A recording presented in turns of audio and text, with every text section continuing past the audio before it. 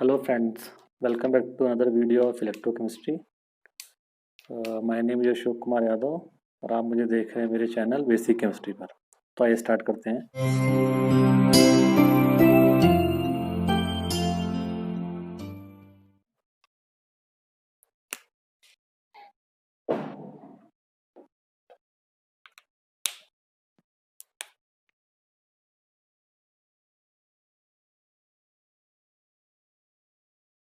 पिछले वीडियो में मैंने आपको इलेक्ट्रिक लैटिक सेल के बारे में बताया था। तो इलेक्ट्रिक लैटिक सेल और इसका रिप्रेजेंटेशन मैंने दोनों चीज़ें बताई थी आपको। अब इलेक्ट्रोलैटिक सेल को हम दो तरह से स्टडी करेंगे, क्वालिटेटिव एस्पेक्ट्स, दूसरा है क्वांटिटेटिव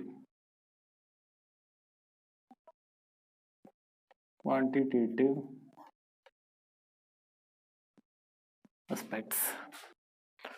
क्वालिटेटिव एस्पेक्ट्स में बेसिकली हम ये कैलकुलेट करेंगे कि एनोड प्रोडक्ट क्या होगा, एनोड पर क्या आपको प्रोडक्ट मिलेगा उसे गैस करेंगे, और कैथोड पे कौन सा प्रोडक्ट आपको मिलेगा, कैथोड प्रोडक्ट। ये दो चीज़ें हमारे लिए बहुत इम्पोर्टेंट है, एनोड प्रोडक्ट और कैथोड प्रोडक्ट। जबकि क्वांटिटेटिव एस्पेक्ट्स में जो देखेंगे कि कैथोड पे कितना जो है आपका कोई मेटल जो है डिपॉजिट हुआ, कितना चार्ज आपने फ्लो कराया है, Q बराबर I इंटू टी, तो वो क्वांटिटेटिव एस्पेक्ट्स के अंतर्गत आएगा। और इसमें हम फैराडे लॉ भी पढ़ेंगे। कौन सा लॉ पढ़ेंगे? फैराडे लॉ, जो कि बोर्ड एग्जामिनेशन पर्पज से बहुत ही इम्पोर्टेंट है। तो अभी हमको कौन सा पढ़ना है? Qualitative aspects. इसमें हमें क्या पढ़ना है? एनोड प्रोडक्ट और कैथोड प्रोडक्ट। एक बात को और ध्यान देंगे, एनोड पे मैंने क्या बताया था, क्या होगा? ऑक्सीडेशन। और कैथोड पर क्या होगा? रिडक्शन। और एनोड यहाँ पर इलेक्ट्रोलाइटिक सेल में कैसा था? पॉजिटिव था, और कैथोड क्या था आपका? निगेटिव था। तो अब हमें ये पता लगाना है कि एनोड पे, जैसे हम अभी तो केवल हम मॉल्टन स्टेट में ले रहे थे, लेकिन अगर हम एक्वस स्टेट में लें तो उस कंडीशन में एनोड पे क्या मिलेगा और कैथोड पे क्या मिलेगा, ये चीज़ हमें गैस करनी होगी। तो ये क्वालिटेटिव एस्पेक्ट्स के अंतर्गत आएगा। तो उसे हम कैसे गैस करेंगे, उसके लिए हमको पढ़नी पड़ेगी इलेक्ट्रोकेमिकल सीरीज। तो आज आपको बताई जाएगी इलेक्ट्रोकेमिकल सीरीज। तो ये इलेक्ट्रोकेमिकल सीरीज क्या है? उसी इलेक्ट्रोकेमिकल सीरीज की हेल्प से ही आप जो है एनोड और कैथोड प्रोडक्ट को बहुत इजीली आइडेंटिफाई कर सकते हैं। तो आइए स्टार्ट करते हैं। इलेक्ट्रो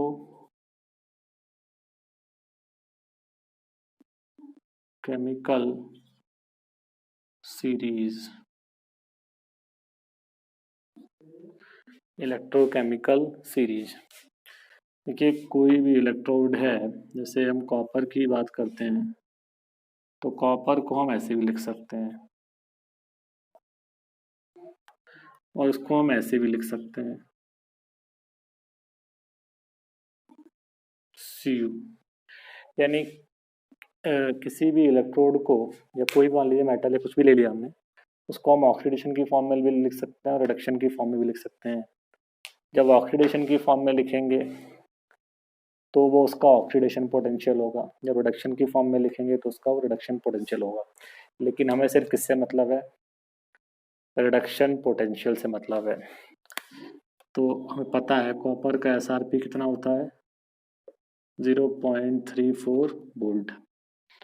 अगर आप ऑक्सीडेशन के लिए लिखेंगे तो स्टैंडर्ड ऑक्सीडेशन पोटेंशियल क्या हो जाएगा? माइनस का 0.34, क्योंकि साइन चेंज हो जाता है। अगर SRP प्लस का है तो SOP स्टैंडर्ड ऑक्सीडेशन पोटेंशियल, मानक ऑक्सीकरण विभव, वो कैसा हो जाएगा आपका माइनस का हो जाएगा। यानी कोई भी इलेक्ट्रोड जो है वो एनोड या कैथोड किसी की तरह जो है बिहेव कर सकता है। तो यहाँ पे क्या किया गया है, जितने भी आपके इलेक्ट्रोड हैं उन सबको जो है उनके स्टैंडर्ड SRP के टर्म में इंक्रीजिंग ऑर्डर में और डिक्रीजिंग ऑर्डर में जो है लिख कर एक जो है सीरीज बना दी गई है। वो सीरीज ही क्या आपकी इलेक्ट्रोकेमिकल सीरीज है। तो मैं उसी सीरीज को लिखूंगा यहाँ पर। और एक बात को और ध्यान देंगे, ये सीरीज जो बनेगी उसमें केवल क्या लेंगे आप, उसमें लेंगे आप SRP स्टैंडर्ड रिडक्शन पोटेंशियल, वो भी किस ऑर्डर में, इंक्रीजिंग ऑर्डर में। कौन सा ऑर्डर होगा आपका, इंक्रीजिंग ऑर्डर में आप SRP लेंगे। और ये SRP कैलकुलेट कहाँ से होगा, किसके रेस्पेक्ट में होगा, with respect to SHE standard hydrogen electrode, मानक हाइड्रोजन इलेक्ट्रोड के रेस्पेक्ट में ये SRP जो है कैलकुलेट होगा।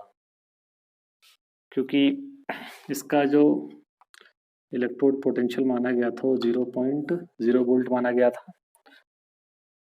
तो हमने इसे क्या बनाया था, इसको हमने एनोड बनाया था और इसके रेस्पेक्ट में जिसका भी हमें इलेक्ट्रोड का SRP standard reduction potential calculate करना था उसे हमने क्या बनाया था, कैथोड बनाया था। पीछे आप जाके प्लेलिस्ट में वीडियो डाला होगा, देख लीजिएगा, वहाँ पर समझ में आ जाएगा। तो इसके रेस्पेक्ट में जो है सबके SRP कैलकुलेट कर चुके हैं, उनको अब यहाँ पर हम इंक्रीजिंग ऑर्डर में जो है अरेंज करेंगे, उससे हमको एक सीरीज मिलेगी। सीरीज ही क्या है, इलेक्ट्रोकेमिकल सीरीज है। तो देखिए सबको याद करना संभव नहीं है, मैं कुछ यहाँ बना दे रहा हूँ जो आपको याद रहना चाहिए।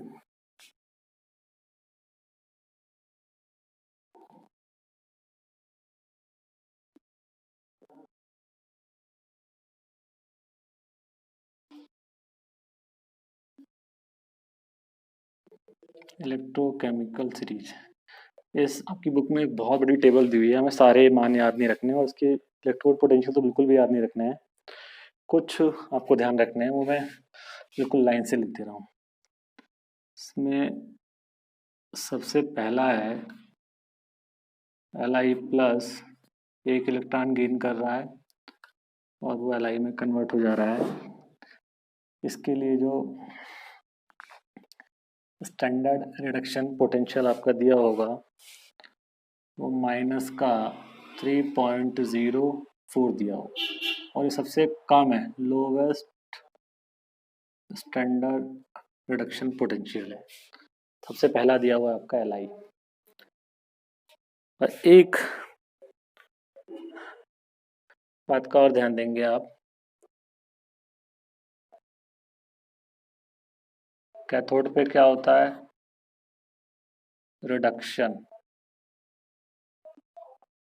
कैथोड पे क्या होता है आपका, रिडक्शन होता है। एनोड पे होता है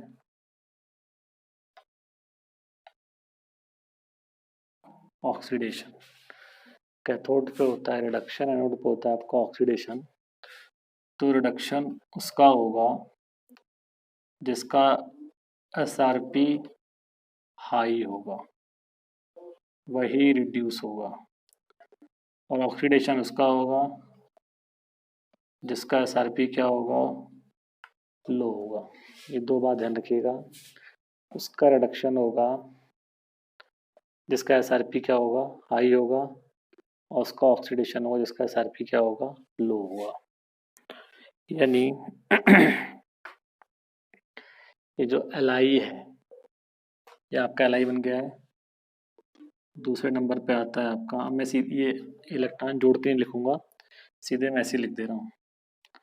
अगला आएगा आपका K प्लस 1 इलेक्ट्रॉन के, ये याद रखना जरूरी नहीं है। K है, K के बाद आपका कैल्शियम आएगा, Ca2 प्लस 2 इलेक्ट्रॉन कैल्शियम। फिर सोडियम आएगा आपका Na प्लस 1 इलेक्ट्रॉन Na। मैं सबको रिडक्शन के फॉर्म में लिख रहा हूँ क्योंकि हमें क्या निकालना है, हमें किस रूप में लिखना है, SRP के रूप में लिखना है। फिफ्थ पे आपका Mg आएगा 2 इलेक्ट्रॉन और ये आपका Mg। ये हमें याद करने से कोई मतलब नहीं, हमें ये ध्यान रखना है बस। फिफ्थ हो गया लिथियम, पोटेशियम, कैल्शियम, सोडियम और ये क्या हो गया आपका मैग्नीशियम। ठीक है, इसके बाद आपका एल्यूमिनियम आएगा 3 इलेक्ट्रॉन एरोवेल। एक बात का ध्यान रखिएगा, ये तो आपके एक्टिव मेटल्स हैं, एक्टिव मेटल्स। और एक बात का ध्यान रखिएगा, अगर जब पीरियोडिक टेबल देखते हैं तो लिथियम के बाद सोडियम आता है, लेकिन यहाँ पे देख रहे हैं लिथियम के बाद क्या आ रहा है, पोटेशियम आ रहा है। यानी पोटेशियम का जो SRP होगा वो सोडियम से क्या होगा, कम होगा, क्योंकि मैं इसको इंक्रीजिंग ऑर्डर में लिख रहा हूँ। किस ऑर्डर में लिख रहा हूँ उसको, इंक्रीजिंग ऑर्डर में। नेक्स्ट, ये आपका 7th, वेरी वेरी इंपॉर्टेंट,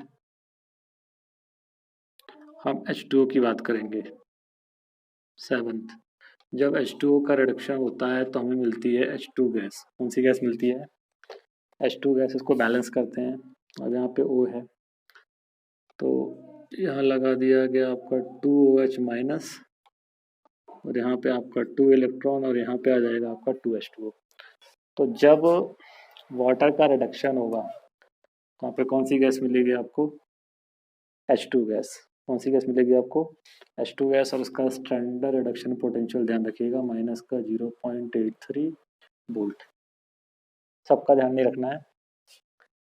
तो वाटर का जब रिडक्शन होता है, वाटर को रिडक्शन की फॉर्म में भी लिख सकते हैं, वाटर को ऑक्सीडेशन की फॉर्म में भी लिख सकते हैं। रिडक्शन होता है तो कौन सी गैस मिलती है आपको, H2 गैस। इसको ध्यान रखिएगा, ये बहुत इंपॉर्टेंट है, कई बार पूछा गया है।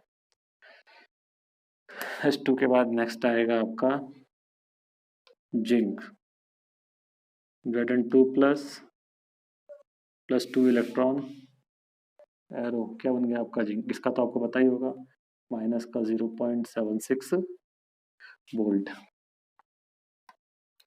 ये हो गया आपका 9th, ये आपका जिंक हो गया। 9th पोजीशन पे आपका क्रोमियम आएगा, यहाँ से 3 इलेक्ट्रॉन गेन करेगा और Cr में कन्वर्ट हो जाएगा। और फिर आपका 10th की पोजीशन पे आएगा Fe2 प्लस, और ये Fe में कन्वर्ट हो जाएगा। नेक्स्ट आपका 11th पोजीशन जो है वो निकल की है। मैं सिर्फ याद करने वाले बता रहा हूँ जो आपको याद रखने हैं, फालतू आपको कुछ नहीं पढ़ना है। Ni, ये हो गया आपका 12th पोजीशन पे आपका Pb आएगा,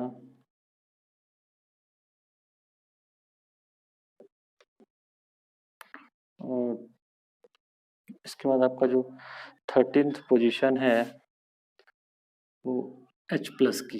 जब H प्लस में एक इलेक्ट्रॉन जोड़ेंगे तो किसमें कन्वर्ट हो जाएगा आपका, हाफ H2 में। जब मैंने आपको शी पढ़ाया था, स्टैंडर्ड हाइड्रोजन इलेक्ट्रोड, वो यही था, तो उसका इलेक्ट्रोड पोटेंशियल कितना माना गया था, 0.0 वोल्ट।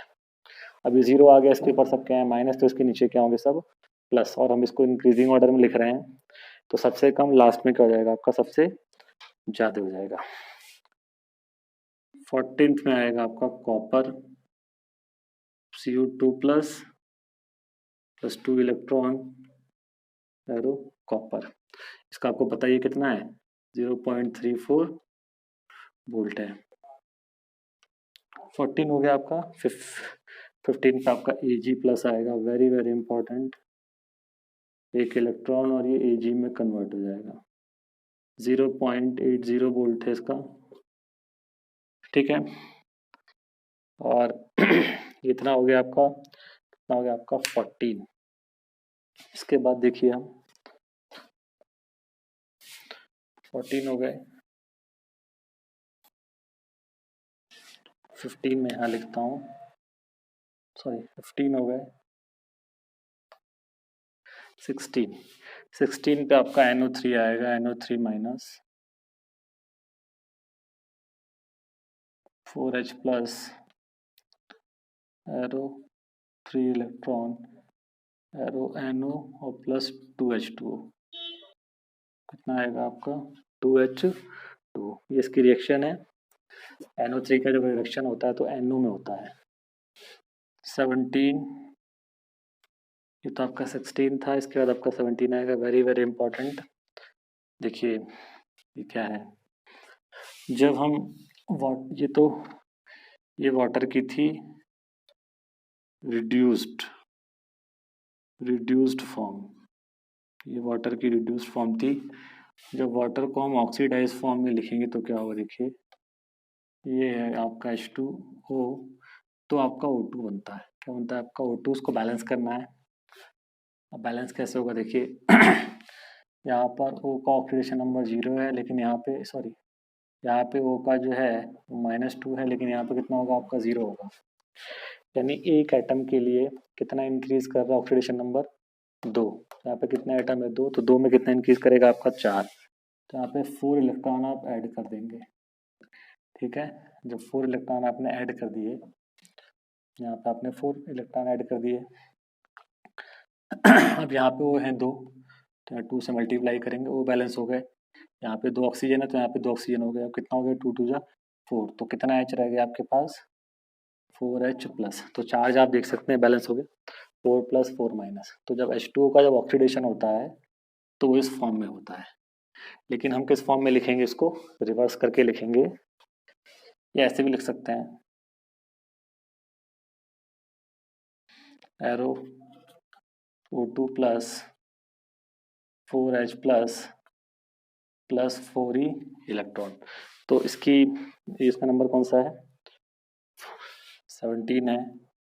आपका जो 18 पे आता है वो आता है Cl2। क्या आता है आपका Cl2, 2 इलेक्ट्रॉन इसने एक्सेप्ट किए, और क्या हो गया आपका 2Cl माइनस। और जो आपका 19 पे आता है वो आता है SO4।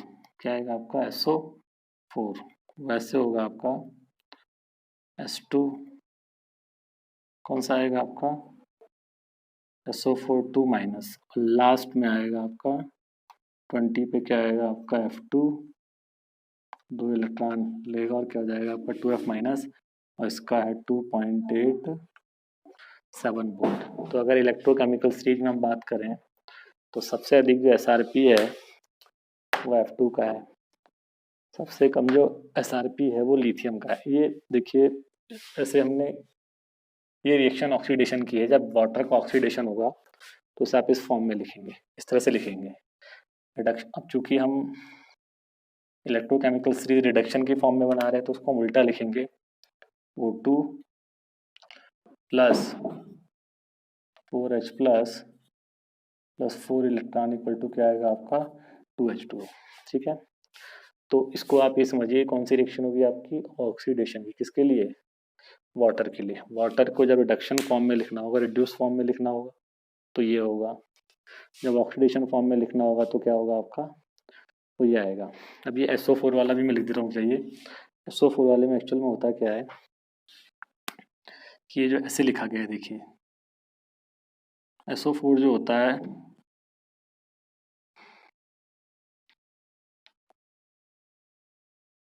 इसको अगर आप बैलेंस करेंगे ये हो जाएगा, तो यहाँ पे कितना इलेक्ट्रॉन आ जाएंगे आपके 2।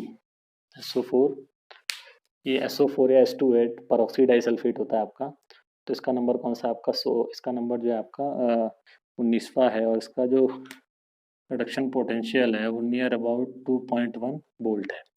एक बार फिर समझ लीजिए, ये कुछ ही आपको इसको क्रम से ध्यान रखना है, बस ये याद नहीं करना है कितने कितने। सबसे कम किसका है लिथियम का है, उसके बाद पोटेशियम आएगा, फिर कैल्शियम आएगा, सोडियम, मैग्नीशियम, एल्यूमिनियम, वाटर की रिडक्शन फॉर्म आएगी, फिर zinc, chromium, Fe, Ni, Pb, H plus, Cu2 और Heg प्लस, फिर नाइट्रेट आएगा, फिर फिर वाटर की कौन सी आएगी ऑक्सीडाइज फॉर्म, क्योंकि ये रिडक्शन की फॉर्म में लिखी है लेकिन एक्चुअल में है क्या आपका ये ऑक्सीडेशन है, क्योंकि हम SRP की बात कर रहे हैं। फिर Cl2 आएगा, फिर आपका ये ऑक्सीडाइज सल्फ्यूरिक परऑक्सीडाइज सल्फेट या सल्फेट आएगा, और लास्ट में क्या आएगा आपका F2 आएगा। सबसे लोवेस्ट जो रिडक्शन पोटेंशियल है वो लिथियम का है, और मैक्सिमम कितना है आपका फ्लोरीन का है। ठीक है तो इस तरह से कुछ ये टेबल आपको ध्यान रखनी पड़ेगी। अगर आपको ये टेबल ध्यान रहेगी तो आप बहुत ही आसानी से, बहुत ईजिली आप जो आइडेंटिफाई कर लेंगे कि एनोड प्रोडक्ट क्या होगा और कैथोड प्रोडक्ट आपका क्या होगा।